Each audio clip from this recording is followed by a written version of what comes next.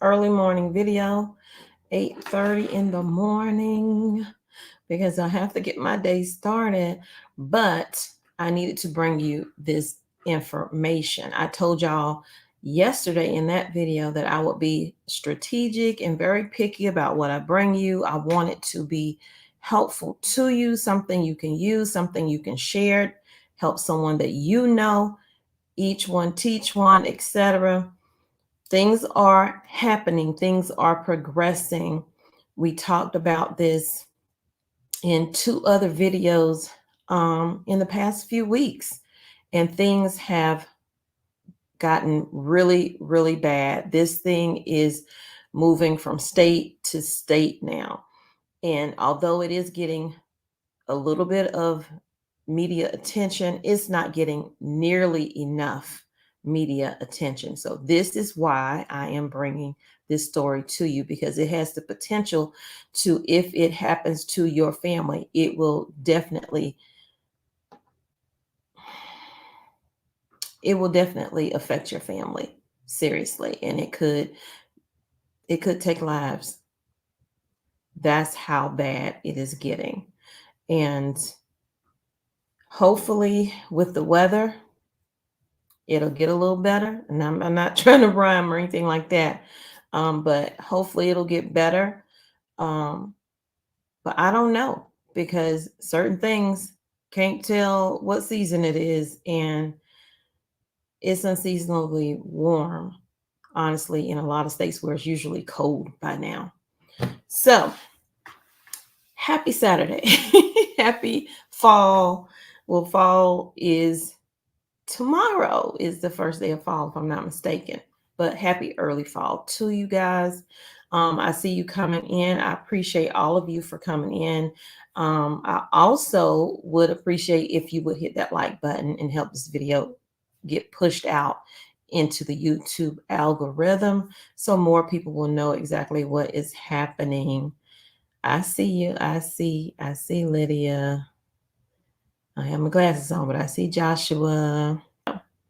I know a lot of people like for me to jump right into it, but guess what? YouTube don't like it. It hurts my channel when I just jump right in, unless it's a short. So maybe I'll like do some shorts from my videos and stuff like that and put it up. Hey Ruth, good morning. Morning, Mike, Josiah, Shalom. I will do my best. Okay, I will do my best. I'm really, really tired, but I needed to get up and I have some things I have to do. So now that we have begun and there's enough people in here, let me share this crazy story. Then there is video attached to it as well.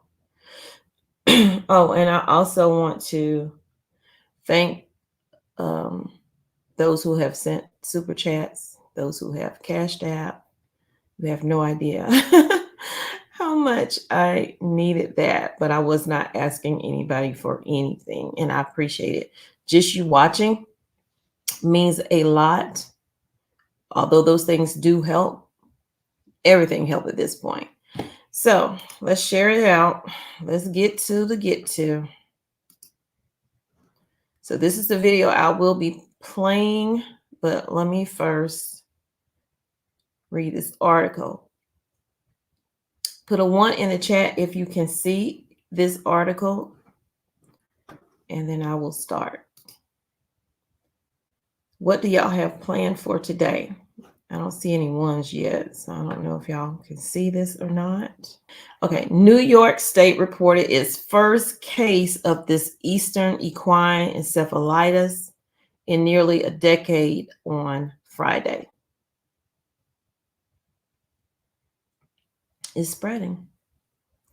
The rare, you know that there is a town in Massachusetts that is on a high risk level right now, and they have curfew in place. Now, I have not heard if that curfew is now mandatory, but it is definitely in place. I will have to look that up if I remember before I get out of here, so it can all just be in one video. So it says the rare mosquito-borne virus was detected in Ulster County. The New York State Department of Health said the individual is hospitalized. The Ulster County Department of Health is currently investigating the case, which marks the first case of this EEE confirmed in New York State since 2015. Yeah, I was in that garage. By the time I got out of that garage yesterday, I was just scratching.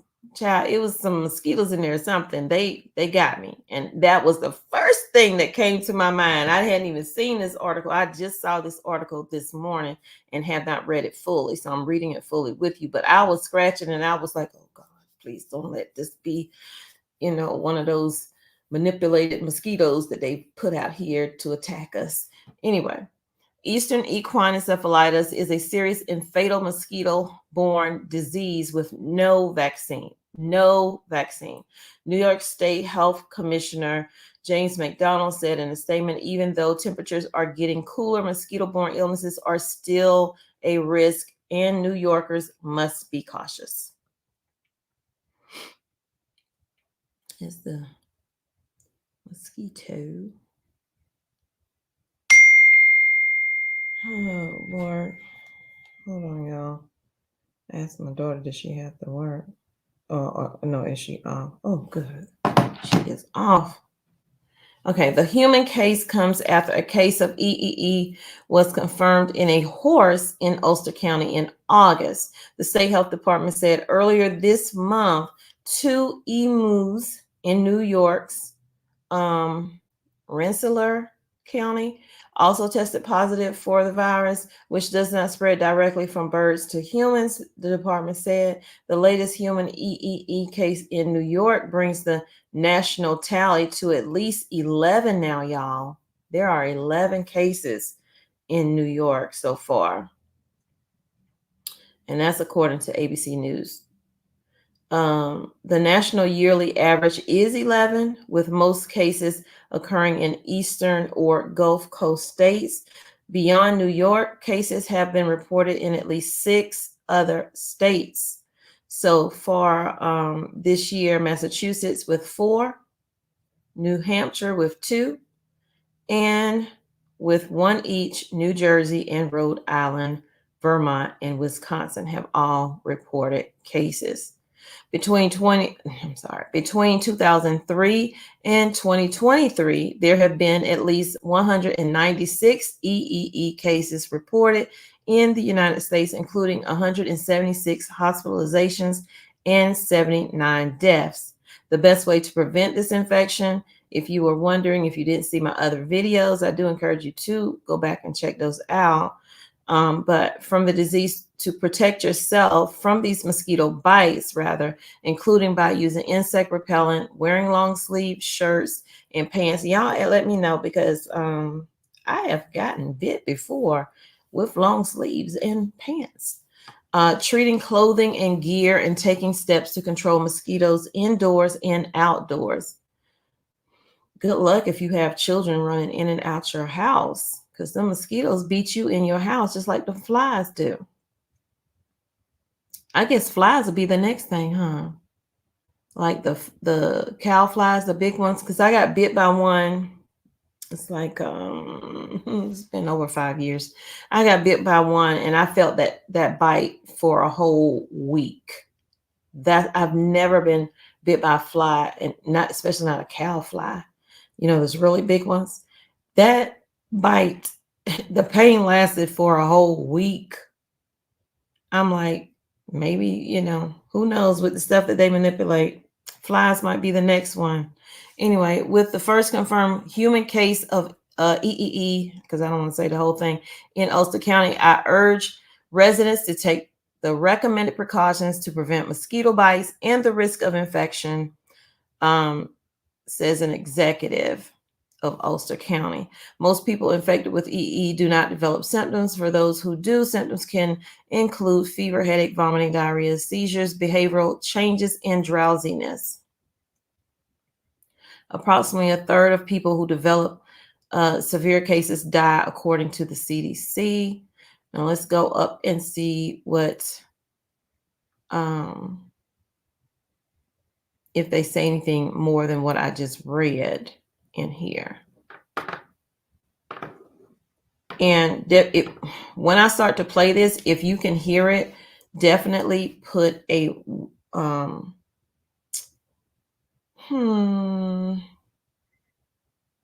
put a 2 in the chat if you can hear it. 18 West Nile virus deaths, including 2 in Wisconsin and 1 in Illinois, as more cases of the mosquito-borne illness are popping up across. Let me back it up. 18 West Nile virus deaths, including 2 in Wisconsin and 1 in Illinois, as more cases. And if you could not hear what she said 18 deaths Of the mosquito-borne illness are popping up across the U.S. right now. At least 33 states are reporting West Nile activity, with CDC data showing the most cases currently in Texas. Anywhere from 1 to 200 deaths from West Nile are typically reported globally each year, but now many regions across the country are taking major precautions. In Missouri, an 18-year-old boy is fighting for his life on a ventilator after contracting the virus. His parents say it started with headaches and dizziness, then spiraled into vomiting, disorientation, and a high fever. Let's bring in Dr. Peter Hortez, co-director of the Texas Children's Hospital Center for Vaccine Development and dean of the National School of Tropical Medicine at Baylor College of Medicine. Doctor, I guess let's start with, what are the most effective ways to prevent mosquito bites and ultimately just kind of reduce our risk of getting the West Nile virus in the first place? Yeah, and it is accelerating, and this is the peak time of year. So especially, you know, these are this virus is transmitted by the Culex mosquito, which is often most active in the pre-dawn, early morning hours, and then in the evening. So, for example, where I am in Texas, where we have the largest number of West Nile virus cases, I try to get my 10,000 steps in, and I do walking early in the morning and in the evening. And what I do is I have a full hooded sweatshirt on and sweatpants and socks and sneakers and a hat. And then on the exposed areas, I put on insect repellent containing DEET on both the dorsal and palmar surface of my hands and around my neck. And, you know, sometimes my neighbors look at me, you know, wearing shorts and T-shirts, but I use it as a teachable moment. I explain, look, the reason you have to do it now is because this is when we are seeing a lot of West Nile cases, and I am hearing about individuals going into intensive care units with West Nile virus encephalitis, as you described. So, you know, it's not fun to walk around like that at this time of the year when it's so hot, but I think it's really important to do that. Now, let's talk about that other thing you just mentioned there, the Eastern equine encephalitis, EEE, another rare but potentially lethal mosquito-borne virus. What do we need to know about the differences in risk and the symptoms between these two? Well, the difference is West Nile, you know, we typically will get hundreds or even thousands of cases every year. One of our worst years was in 2012 in Texas. Eastern equine encephalitis is another very serious virus infection with a much higher percentage of cases resulting in encephalitis. The good news is it's a much rarer disease. We typically will only see, you know, a handful of cases a year, but we are seeing several serious cases in Massachusetts, in New Hampshire, and New England. I believe in New Jersey, maybe one in Wisconsin, and we have seen cases in Florida. So it's one of those that also starts occurring this time of year, but much less common. But again, it's the same type of mosquito prevention measures that you want to think about that we would use for West Nile. What is happening? Let me see. Did they update the one in Massachusetts? These ads. So there are 10 Massachusetts communities at high risk of mosquito spread virus EEE. I covered this, but I don't think that this is an update. Let me see. This disease is particularly dangerous if it leads to encephalitis or inflammation of the brain, with approximately 30% of people with encephalitis dying. I did show you if you go check out that other video, I have a video in there where a woman is talking about, it's either her brother or her husband, I can't remember, who came down with this to the point where they could not do anything for themselves. They were hospitalized. So this is serious, and no vaccine. If you're interested in taking a vaccine, there's no vaccine. Good morning, JR. How are you? The doctor is a liar and evil person. He is part of the WEF bug that do not work for mosquito. No. Well, it's usually these, I call them ninja mosquito. The ninja mosquitoes, the one that hide in the grass. Even if you keep your grass cut low, they hide in the grass, and they so tiny you can't even see them. You don't even know you're being bit until you start itching or whatever.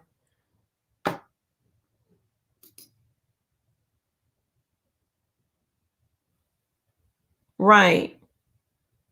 Pick one. Mpox, bird flu. And now mosquitoes. What is next? And you go ahead on and add C19 in there too as well. I know it's, we're talking about animals and stuff like that. Oh, you forgot the cows. Did you not know about the cows? The cows that have bird flu? You just can't make this stuff up. It's a regular old United States of America. And old MacDonald had a farm. Let's see. Let me see if I can pull it up.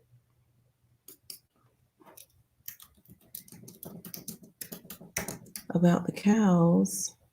This came up.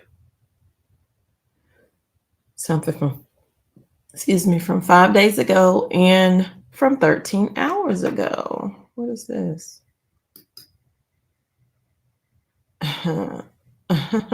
What? Hold on, y'all. Let me share this with y'all. I didn't see that coming. I'll back out of that. And that, I don't want a bunch of tabs up. Okay.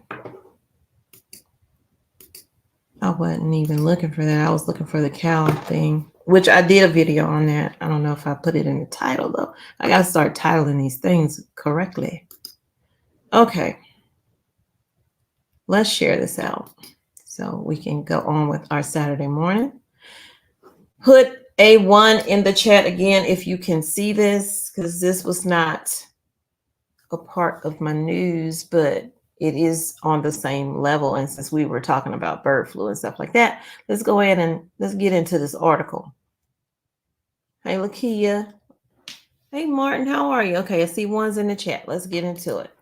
CDC says a second healthcare, and I'm scratching my leg now like something bit me. CDC says a second healthcare worker tied to Missouri bird flu case had symptoms. Healthcare worker. Wow, these geese are really loud today.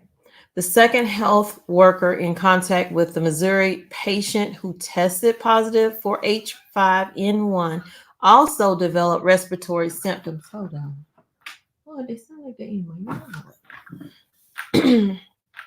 Developed, excuse me, y'all, good Lord, respiratory symptoms, but wasn't tested for influenza.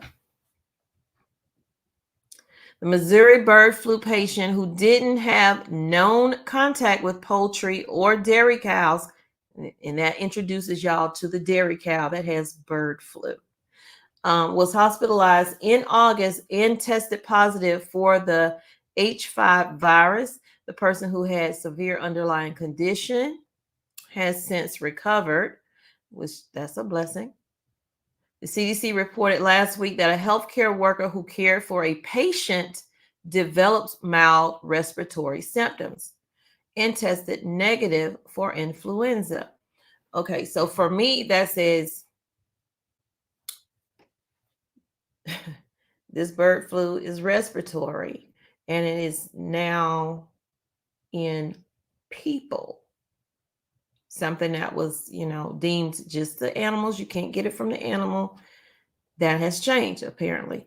Additionally, a person who lived in a Missouri patient also became sick on the same day. The household contact had gastrointestinal symptoms, an agency spokesperson said, which can sometimes be associated with an influenza infection. Initially, Dr. Narab Shah, the CDC's principal deputy director, has stated on a call with reporters last week that none of the patient's close contacts showed signs or symptoms of illness, calling the situation a possible one-off. Well, it's not a one-off if two people have it now. So since then, the 3 contacts have been identified, but it's still not clear if they were sick with the H5 virus. I don't really think that they would tell us at this point until they can't hide it anymore. If they can hide it, they're going to hide it. The CDC has collected blood samples from the Missouri patient and household contact. It will do so-called serological testing that could confirm a previous H5N1 infection, although the test could take several weeks. The CDC said Friday that the second healthcare worker wasn't tested for influenza because the illness had resolved before the investigation began. The second healthcare worker will be offered a blood test to determine if there are antibodies for the bird flu virus. So then, therefore, you could do the first one the same way. H5 viruses don't typically spread person to person. That's what we believe, right? However, they remain worrisome to health officials given their high mortality rate worldwide. Everything has a way of evolving. Something that once was not considered, to be able to spread can change. Those things within it change up. That's why there's always mutations of C19. Anyway, it isn't yet known how the Missouri patient got infected with the bird flu, says the CDC. Outside experts were alarmed by the unusual timing of the illnesses, particularly given that they occurred outside of flu season.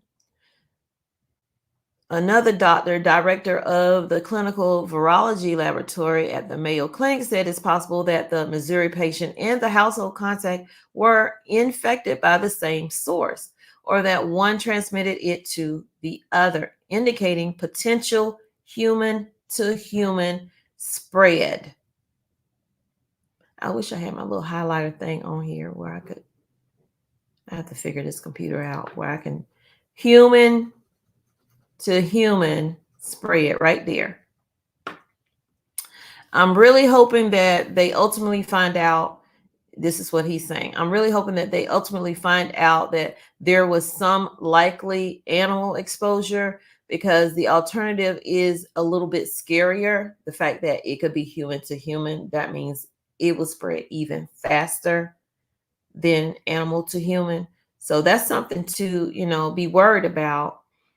I don't say live in fear, definitely not, but live in concern that this thing is changing up. Although the Missouri patient had no known animal contact, CDC officials last week said they were investigating whether the person had an interaction with wild birds and bird feeders, or whether they consumed meat or dairy products, including raw milk, because cows can get it too. So anyway, let's see. I'll bring this right.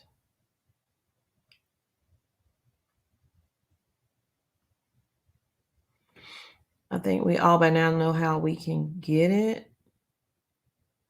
But in case you don't, it can be transmitted in a very limited fashion to people who have very close contact with the original patient.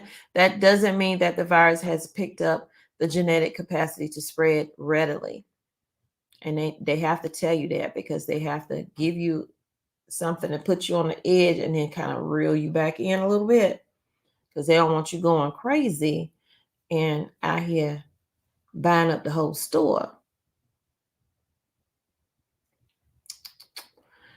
So I was looking for what I was looking for was the actual story. And I know I didn't label mine, and I wish I did now.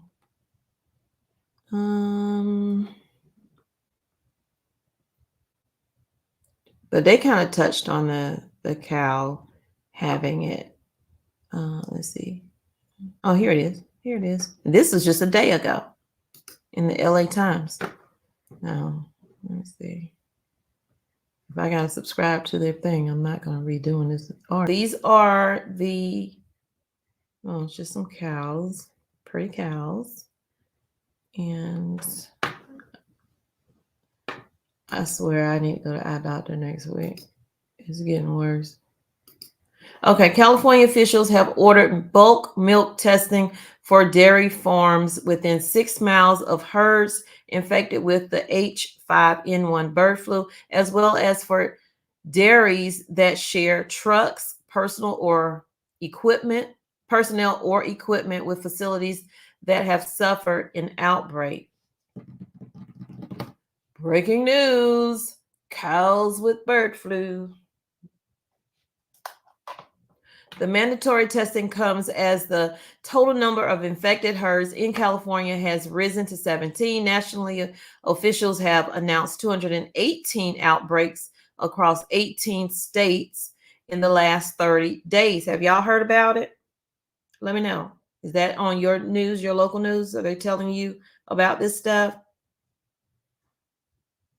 California has accounted for all but 2 of the latest outbreaks.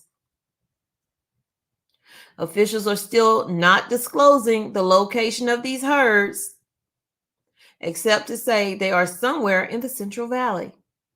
They also say that the nation's milk and dairy supply is safe for consumption. Pasteurization inactivates the virus. So they're saying that this basically is affecting raw milk and not pasteurized milk. But if you go back up to here where it says California officials have ordered bulk milk testing for dairy farms within 6 miles of herds infected with the H5N1 bird flu, because these people are also using shared trucks, shared personnel, and shared equipment. So the potential is there for pasteurized milk to some kind of way become infected with this H5N1 virus. So don't let them fool you when they go down to the other paragraph and say that, you know, pasteurization inactivates the virus. That might be so. But if you sharing equipment, somewhere along the line, that scared me. Somewhere along the line,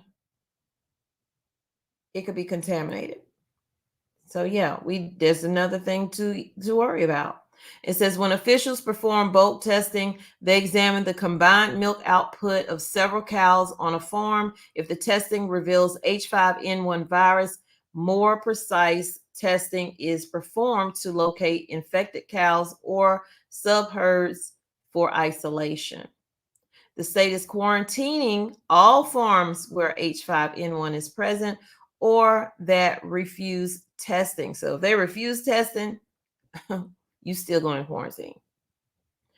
It is also quarantining dairy farms within 6 miles of an infected herd or have contact with the infected herd. So if the milk in your area, not everybody, but if the milk in your area is more expensive right now, you might be living in an area where a farm has been quarantined. And so other places are raising their prices. That's one way to tell if you're near an area. I'm guessing. That's my opinion. Y'all can let me know in the comments what y'all think. So let's see. Did that one. Today, all dairies have been cooperative. That's good to know. California Department of Food and Agriculture said officials have the authority to require testing under the state law. Nearly 100 farms are being tested right now, y'all. In addition to the herd infections, a commercial turkey flock, gobble gobble, Thanksgiving round the corner, holidays round the corner. So here comes the attack of the animals, the culling of the animals. The price increases for the animals that you eat if you're not vegan or vegetarian.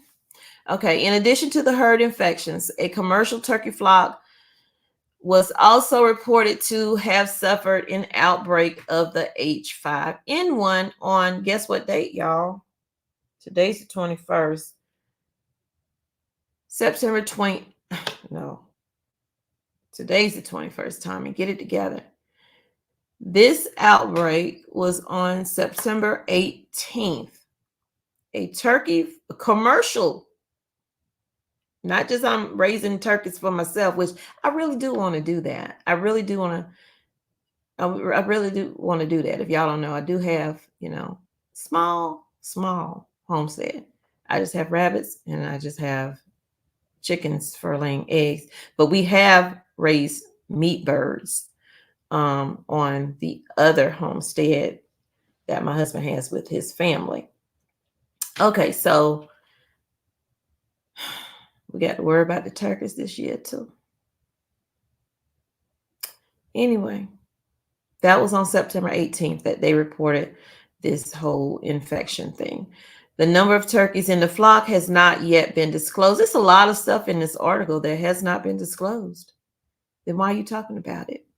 Federal and state officials have publicized county-level data for commercial poultry infections, but not for cattle.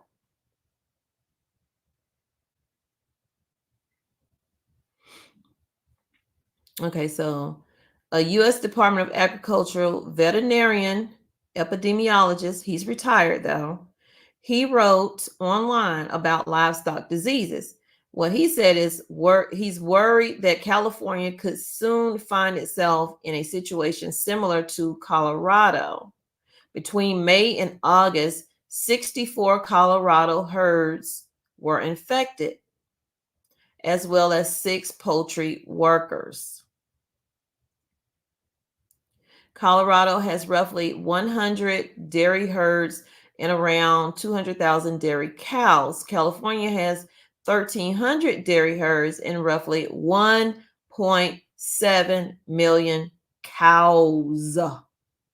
The problems in California are just beginning, so y'all, they don't know how bad it's going to get. Wastewater testing by both the Center for Disease Control and Prevention and Wastewater Scan and Infectious Disease Monitoring Network have detected H5N1 viruses in samples collected from Turlock and San Diego. Health officials say that they cannot identify the source of H5N1 in wastewater, noting it could be from dumped milk or wild animals. The CDC and wastewater scan tests only a few wastewater sites in the Central Valley, including in Placer, Yuba, El Dorado, and Sacramento counties. However, there are only 2 sites farther south in Merced and Stanislaus counties. There are no participating wastewater sites from Fresno, Kings, Tulare, Kern, Madera, and San Joaquin, or something like that, counties. I wish they would have better names, but anyway, 90% of dairy cows in the state are located in San Joaquin. I said that wrong. Joaquin Valley, which includes San Joaquin, Stanislaus, Merced, Kings, Madera, Fresno, all the ones I just named. So there you go, y'all. The cows can get it too. Everybody can get it. You get H1, you get H1. Everybody's having an Oprah moment right now. Not to make fun of it, but it's just like back to back to back. Like someone stated. Hold on, let me go back to the page. Like Giver stated, pick one. Mpox, bird flu, mosquitoes, cows, turkeys, Pigs too. They done took a whole new saying out of when pigs fly. So what y'all saying over here? My 90-year-old mom is already saying we're not eating turkey this holiday season. She's praying the premium roasts are still good to eat. Who knows? I just saw that there was a recall on something, but I only glanced at it and I have since lost it. It came across my phone yesterday. I don't know. That might have been for vehicles. Who knows what the recall's for? It's always a recall. Food, non-food. You just don't know. Let me look on my phone and see if it's still on here. Oh, y'all, did y'all know that South Carolina did a lethal injection yesterday? They haven't done one in 13 years. Wow. 222. Where's the recall?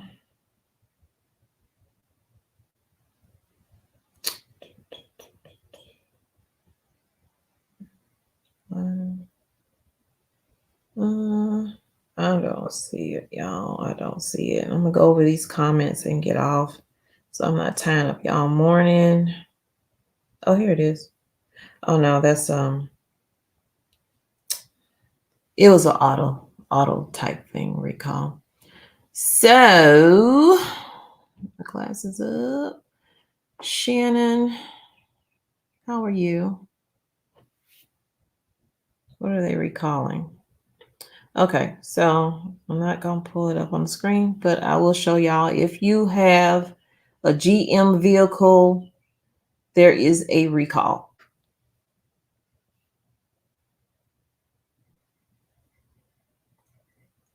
They're recalling more than 449,000 of its SUVs and pickup trucks because the electronic brake control module software may fail to display a warning light when a loss of brake fluid takes place. So that includes the following: certain 2023 and 2024 Cadillac Escalades and Cadillac ESVs, 2023 Chevrolet Silverado 1500, 2023 to 2024 Chevrolet Tahoe and Suburban 1500, 2023 GMC Sierra 1500, 2023 to 2024 GMC Yukon and Yukon XL model. So if you have any of those vehicles or know anyone, let them know that there is a recall, which they should be reaching out to these people anyway. So just thought I'd give y'all that. Stacy says, raise your own meat and grow your own fruit and vegetables. How are you, Tommy? Well, thanks for asking, Stacy. How are you? I am doing okay. I have my good days. I have my bad days. For those of you who don't know, I lost my dad just last month. And it's been a struggle, but I have my good days and I have my bad. And how I get through that is prayer. Prayer. Which I have something I want to share with y'all.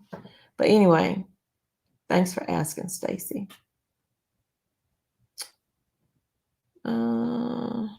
Oh, you checked your water, light giver. Let's see. What's Keisha saying? Anything that any of our little alphabet agencies put on, I ignore. Yeah. But my whole thing with these, the alphabet kings of the world is by the time they are telling us about stuff is really worse than what they're telling us. That has been what I have noticed. If you think back to even before 2020, but let's go with 2020, how they came out and they soft talked us, things were way worse than what they were telling us. Only to have to come back a week later because it progressed so fast. So you know, by the time they come out and tell us something, trust and believe they're leaving out probably 80%, if not 90% of what's really happening. Okay, I already saw that comment. The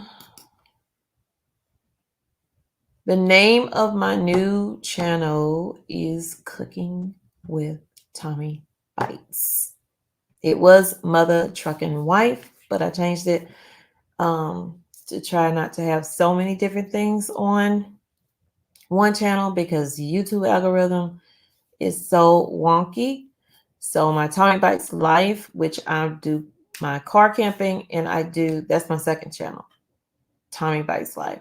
I do my car camping, and now I'm doing Uber Eats, and it's like the algorithm is truly pushing the Uber Eats, which that was only supposed to be a little short series. I was still going to do it, but I wasn't going to be recording. But since it picked it up, I just kept with recording. I just don't record it every day. But and then the main channel, this channel, Tommy Bites Homestead, which is still Tommy Bites TV Homestead as a banner, because everything is under that brand of Tommy Bites. Once you establish your brand, it's kind of hard to change it. So I have to start new channels, but still keep that brand there. So that's why I did it how I did it. There's Tommy Bites TV Homestead, the main channel. The second channel is Tommy Bites Life.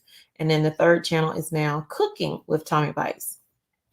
A lot, not all, but some of my cooking that I've done on both of the other channels are being put onto Cooking with Tommy Bites. And then I will make those other ones private. That way they won't say, oh, I'm taking content from Tommy Bites Homestead and putting it over here, even though it's all me. But anyway, that's what's happening with me. Hey, Lisa.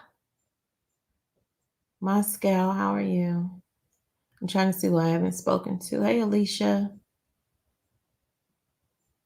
And I'm glad you're in your first live. Martin says, it's already expensive. Speaking of that, I mentioned it just offhanded when I did the sweet potato pie on Cooking with Tommy Bites. Go ahead and get your supplies now. Get them. Because that nutmeg that I got, hold on.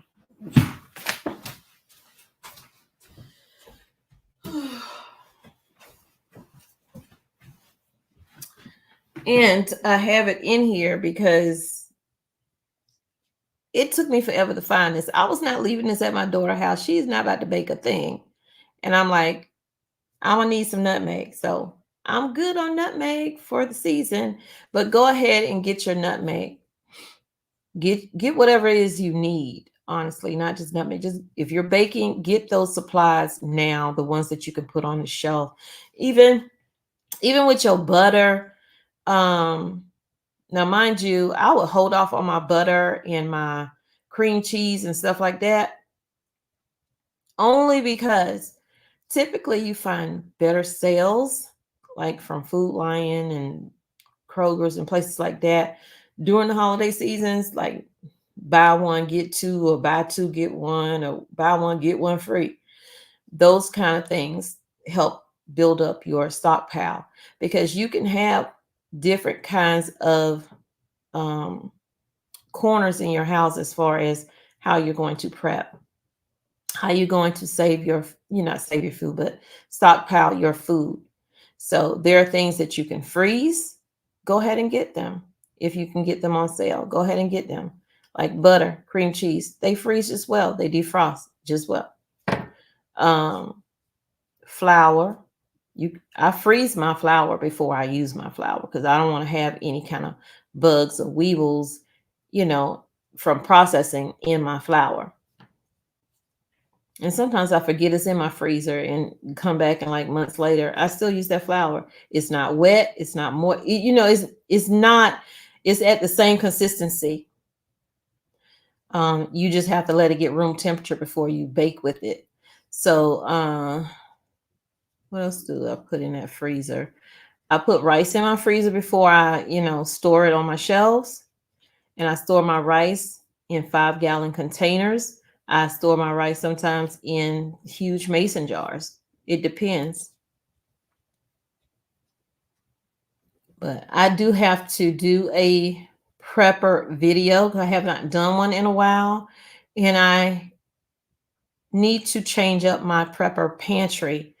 If you don't know and you're new here, I have one room that it wasn't a bedroom because it didn't have a closet or anything.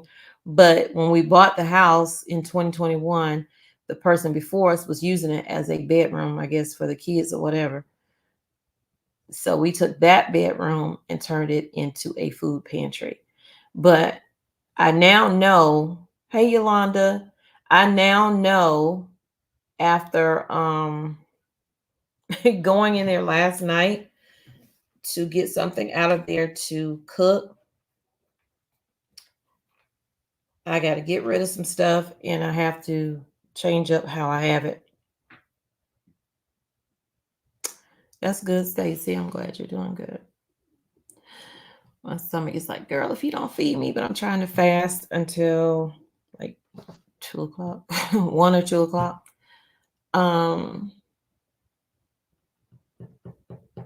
No, GMC unknown. I said GMC has that recall.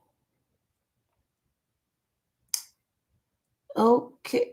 Is it GMC or GM? Hold on. Is that the same thing? Is GMC the same thing as GM? Oh, I'll put that on there like that so you can see it. It's GM. I don't know where I get the GMC. There you go. They have recall.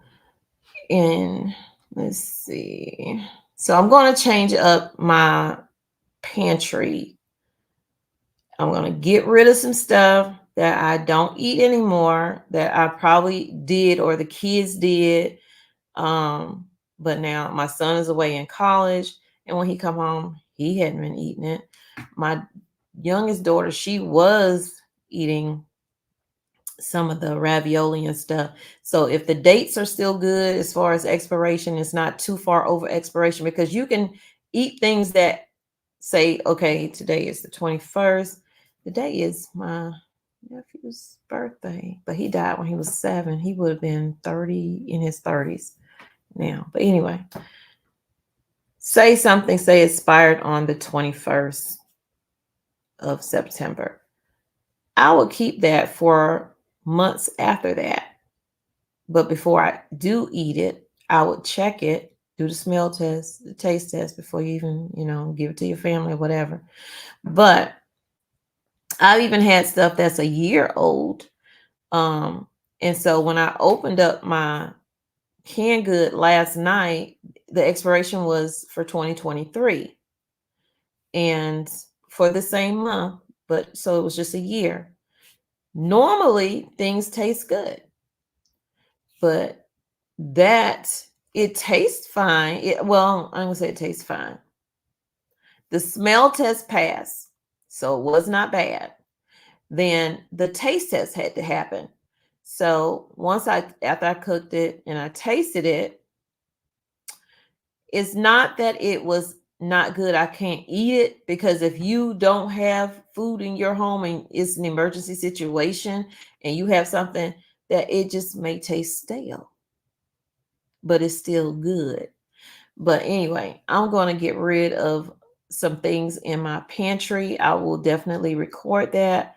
And I also have to stock back up. Sometimes your pantry changes, and I'm finding that out now, because before everybody was in the house. Son was here, daughter's here, husband's here more. Now it's just me, and my youngest daughter is still here because y'all know she changed her mind about college 2 days before we were supposed to leave.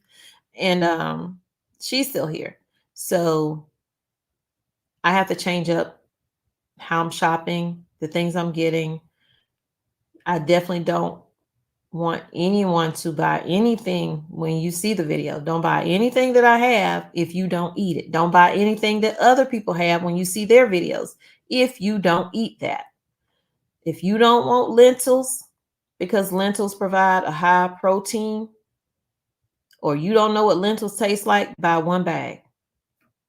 Cook it, see if you like it. If you like it, buy more. If you don't buy any more. We ain't got no money to waste over here. I don't know about you, but we ain't got no money to waste over here.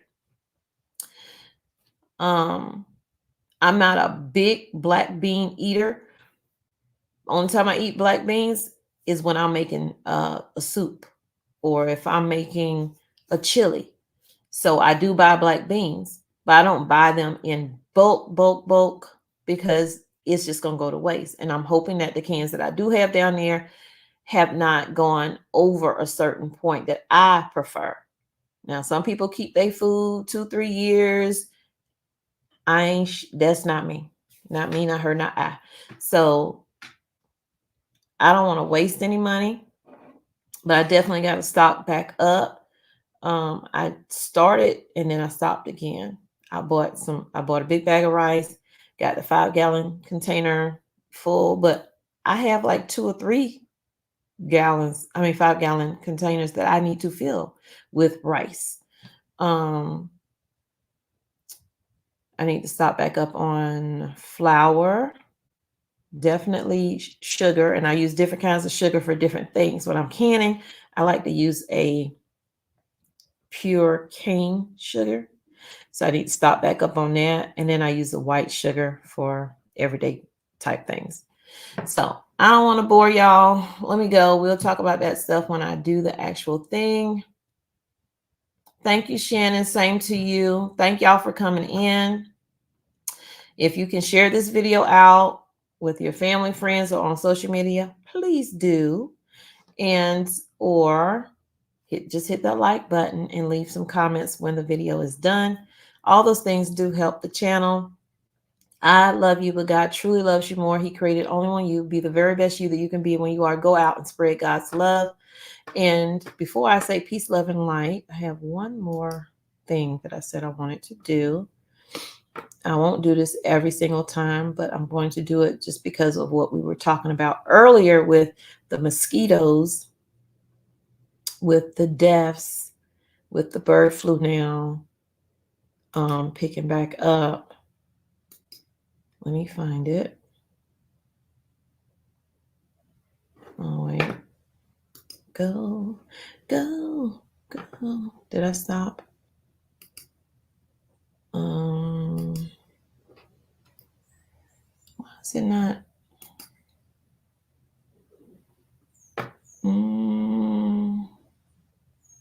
Is that it?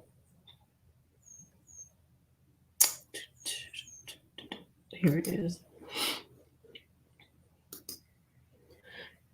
So I found this,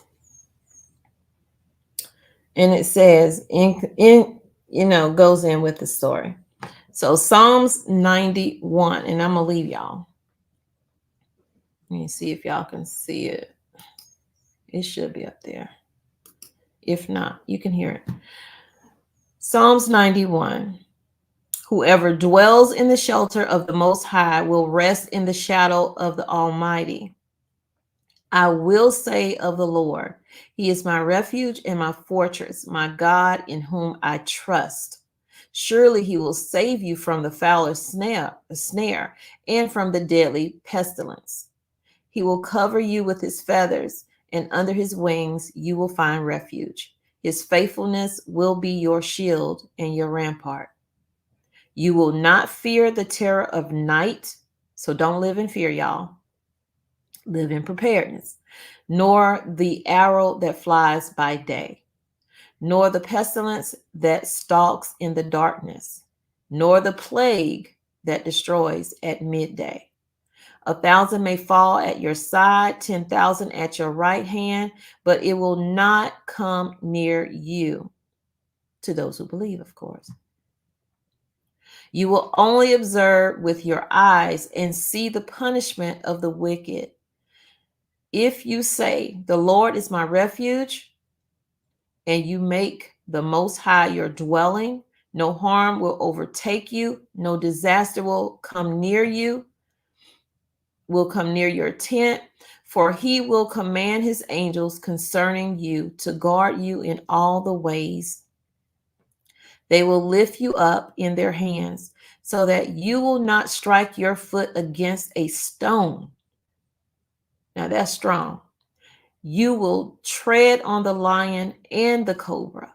You will trample the great lion and the serpent. Because he loves me, says the Lord.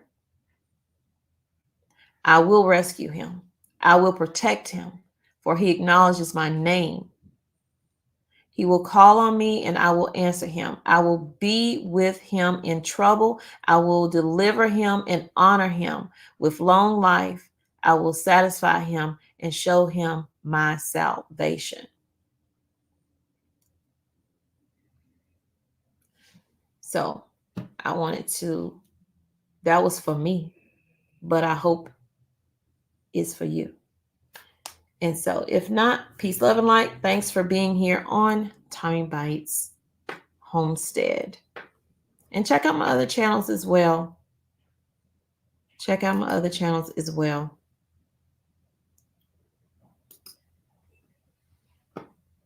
Y'all see I tried to set the mood. I had my candle up there next to my Bible. My Bible's inside that cover with the butterfly. So y'all take care. Stay blessed. Go out and spread God's love. Don't spread hate. Tabitha Brown has that saying at the end of her videos. If you're not having a good day, don't you dare go messing up nobody else's. Okay? So y'all take care. Love y'all. There may be another video today. We'll just have to see how the news play out, because I only want to bring you what you can use. Now, I might bring you something that might be a little funny, but I'll bring you something that you could use for sure. Y'all take care.